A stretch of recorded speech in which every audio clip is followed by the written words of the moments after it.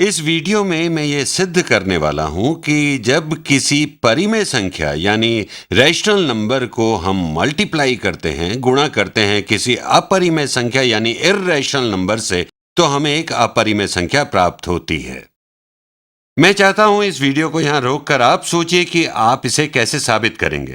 आप इसे proof bye contradiction यानी विरोधों के द्वारा उपपत्ति से साबित कर सकते हैं। मान लीजिए कि परिमेय संख्या को अपरिमेय से गुणा करने पर एक परिमेय संख्या मिलती है और इसे मैनिपुलेट करके देखें आप कि इस अपरिमेय संख्या को किसी प्रकार परिमेय संख्या सिद्ध किया जा सकता है क्या। इसे आप प्रूफ बाय कंट्रडिक्शन यानी विरोधों के द्वारा उपपत्ति से साबित कर सकते हैं। तो मान लेते हैं कि एक परिमेय संख्या की अपरिमेय संख्या से गुणा एक परिमेय संख्या होती है। Rational times irrational gives us ए रैशनल नंबर। एक परिमेय संख्या प्राप्त होती है। तो इस परिमेय संख्या को दाईं ओर दर्शाते हैं।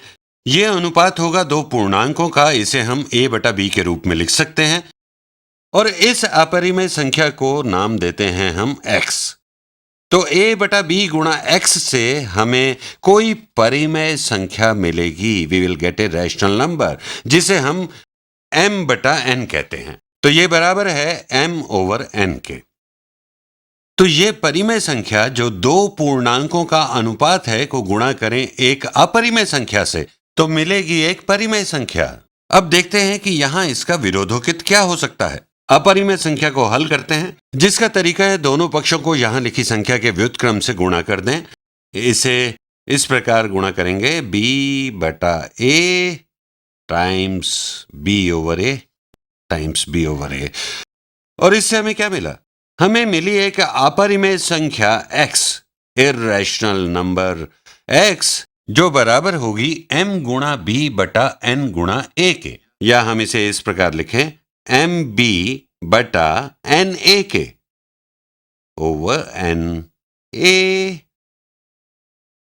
तो देखा आपने, m एक पूर्णांक है, b एक पूर्णांक है, तो ये पूरा अंश एक पूर्णांक होगा और पूरा हर भी कोई पूर्णांक होगा। तो यहां दाईं ओर हमारे पास दो पूर्णांकों का अनुपात है। तो मैंने दर्शाया जिसे हमने एक अपरिमेय संख्या माना था, मैंने इसे बताया दो पूर्णांकों के अनुपात के समान। तो अब हमारा x तो परिमेय संख्या है और ये विरोधों के द्वारा उपपत्ति है, क्योंकि हमने माना था कि x अपरिमेय है। तो ये अवधारणा इस विरोधों के द्वारा उपपत्ति को दर्शाती है, इस कंट्रडिक्शन को दर्शाती है। तो ये अवधारणा असत्य है, गलत है। ये होना चाहिए कि परिमेय गुणा अपरिमेय संख्या होगी एक अपरिमेय संख्या। परिमेय संख्या और अपरिमेय संख्या का गुणनफल अपरिमेय संख्या होती है।